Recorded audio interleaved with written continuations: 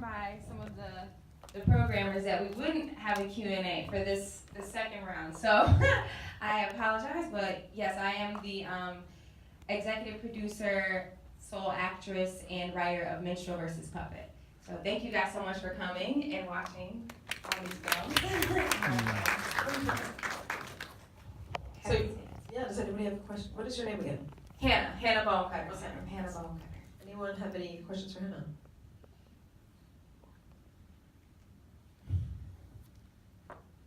I have a question for you, actually. Yeah, please. So, you're a musician or a spoken word artist? Spoken word poetry. Okay, so how did this collaboration happen?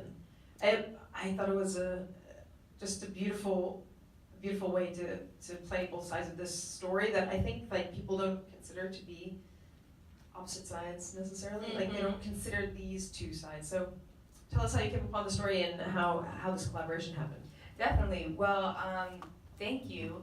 And so how I came upon it, it's real life story. It's what I experienced personally, and I know a lot of my peers who are women of color experience on a daily basis, that internal struggle as well as kind of can be manifested externally in what we kind of see our portrayal of in media and on television and other things through certain mediums of kind of this, again, the puppet, which is a more intellectually driven, trying to kind of climb the ladder, whether it's corporate or by common standard rules in society, versus this to succeed, and versus this minstrel who is reliant upon her outer beauty, but also uses that to climb, or rather maybe skip some steps in a ladder, and you know it's a balance, but it's also something that a pressure that I feel, and why I kind of created this, that needs to be lifted, and these stereotypes need to be broken, and so that kind of these kind of glass ceilings somewhat that are put upon, especially women of color, and kind of they're placed in certain boxes, can be removed. Because I know for me, like I experience both of those on a daily basis, and I am both, you know, in various ways. So, and I think many women of color are, but they're not allowed to be seen as such. So that was kind of the driver that compelled me to make it. And the writing poetry, because it is rooted in my spoken word poetry, that just comes very natural, and a lot of the, if you will, stanzas, I guess, from it kind of would come to me like in the middle of the night, you know, and just jot it down, and yeah, so that's good. How did you find the filmmaker? Good question. My director, he is a film student, and I actually worked with him on one of his projects pro bono like 4 years prior. So I went to some other current film people that I worked with, and they made the suggestion to me like, hey, you know, if you can maybe find somebody more around your age and that maybe has a bit more access to certain equipment and whatnot, go ahead and reach out that way. And I said, well, do I know? I do know somebody. And so I reached out to him, and it worked out great. So very, very thankful. We have about 5 more minutes. Yes, another question. Curious about the term minstrel. I've never heard that. What does that actually mean? Yes, thank you for asking. So minstrel, my film has a lot of historical context and references. Minstrel is a historical term that what it was, they were actually performers back in slavery times here in America. And so white people, particularly white men, would be these minstrels, as well as some black slaves. And what they would do, the white men would cake on mud on their face and on their skin to look like a black slave, and kind of dance and act very quote unquote stupid and do foolish things to put a portrayal of slaves, or really black people, as stupid and not amounting to anything, goofy, and then that became a term of a minstrel. And so then there were minstrel shows all around America, and many of the people, white men, white families would come and watch them and laugh and have a good time, almost like a comedy show, but it would be at the expense of this negative and foolish portrayal of black people at that time. And so certainly women as well. Yes, over here. So both a minstrel and a puppet is a show. So you spoke about the duality of the minstrel and the puppet. Does that mean that it's duality for the show? Is there realism? What is the realism? Very good question. So both, you're correct in that both metaphorically they do have show traits, right? So minstrel is performing more so toward using the body as the basis of it, to propel, to meet these performance standards in society, that society has ordered for that. Puppet is more so using the intellectual qualities, such as maybe getting a master's and a PhD and working for the next promotion to meet those qualifications, even though both of them, which go through women of color, are limited in both those routes. And historically, like there's a lot less women of color PhDs than Caucasian women, and so they both are performing to thrive on that. They both have limitations and boundaries in that. However, there is authenticity in that performance, because if they're performing for themselves, which I wouldn't even call that a performance, like they are still trying to thrive for themselves versus just trying to please society and fit in with society, then that is not the performance part, and that's the real.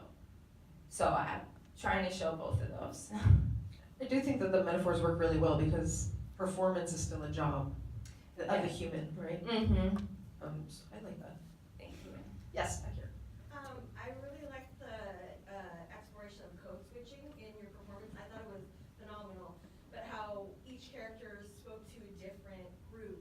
And I was curious, because I can see how both groups might kind of dismiss each other, and I wonder how different viewers have responded to the work.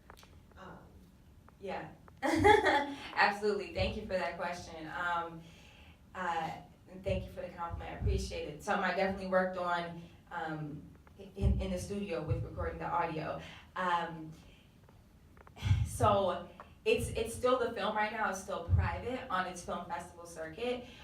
So I'm still kind of gathering that from audience, like live audience responses and hearing different commentary. There is a website that you can go to and please post your comments, because I'm curious and I'm hoping that's where I can get more of people's kind of feedback and take on, like, if they align themselves more with the minstrel side or the puppet side in current society. And the website is minstrelvspuppet.com.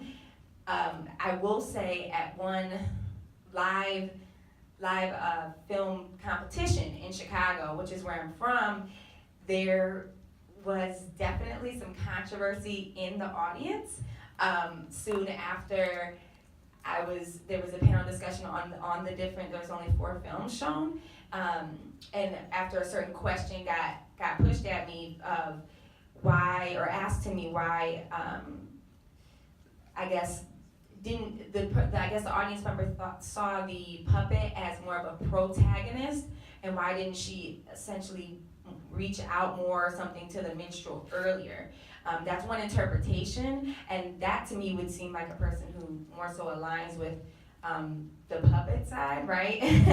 And so I definitely do foresee, particularly in more urban metropolitan areas, that at least, and again, coming from Chicago, where I've definitely seen both of these characters, if you will, but also to the realism point, because they are real people attempting to achieve some of their own intrinsic real values and goals, manifested externally on the street, in working places, everything like that in society. And so I do foresee tensions and some like, well, no, wait a minute, this is the right way, or this is how our group can succeed more, being like this. and maybe because they feel maybe that's more shown publicly or whatnot. So yeah, but it has sparked some controversy.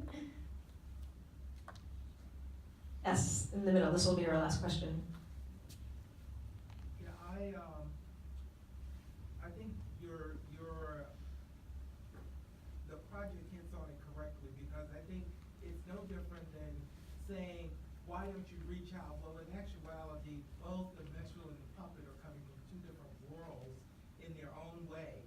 And it's like trying to suggest that there should be harmony, and that you should somehow, the minstrel needs to reach out, or the puppet needs to reach out. I don't think that's gonna happen, because in today's world, no different than yesterday's world, there's gonna be that feeling that I'm right about how I'm moving through life, and you're right about how you're feeling, how you're moving through life. And I think it would be kind of a false statement to try to overlay that kind of like, oh, sister, I'm with you, and I understand what you're going through, so let's bridge this gap and let's become sisters together. I think that's a false narrative. Sure, yeah. What I'll say to that is, like, I think, and thank you for picking up on the worlds part, because I definitely worked on that, making them into their own worlds and scenes. That while I think there can be a respectful understanding of each person's world and each character's life, there also needs to be that respectful kind of let live aura, and you can't compel per se someone to transform into something that they're not, especially if something else is working for them. So Thank you both. yes, thank you guys. Thank you so much. Go see more films.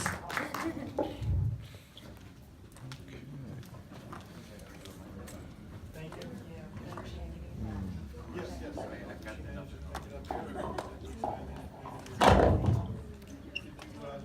I loved your film. Thank you. I hope I can. Okay. You know, and I have two questions. What you've been, what you may have experienced by your own people want to hear these stories. I When just you sent make her a film shaking like this, head. it's one of very few that I am you've so seen, right? So embarrassed they with want the your country film I to be live in. all stories from one people. But it's like, yeah, you make your own film. You need to make that story then, right? Yeah. It's so great, but at least it's like, it's emotional for people, and it's gonna make people move. Thank you. Yeah. Both of you had incredible films. He made the film about the Gun. Yeah. I saw it at premiere night. Yeah. Yeah. It's just I funny. missed Friday. Oh, you did. I did. I was Oh yeah, you were yeah. talking to me. But I'm gonna be on Thursday for from the headlines. I think it's playing in, so I'm gonna go bother the projectionist to make sure they turn up the volume. I think it's very good. You're amazing. Thank you. Thank you for your question Oh, too. yeah, it was great. Wonderful. Thank So you. good. Make the conversation real. Yes. Yeah, Thank you. yeah. I appreciate Yeah. that. Thank you. I didn't come here just to entertain you. I came here to Really get you thinking. Yes. Yeah, Thank absolutely. you, Margaret. You know, that was great. It is very complicated. Thank you. Glad we met you. Yes, Yeah. you too. And what's your name? I'm Emmanuel. Emmanuel, And okay. It's true, and I Yes. knew you were from Chicago. Yes. I'm the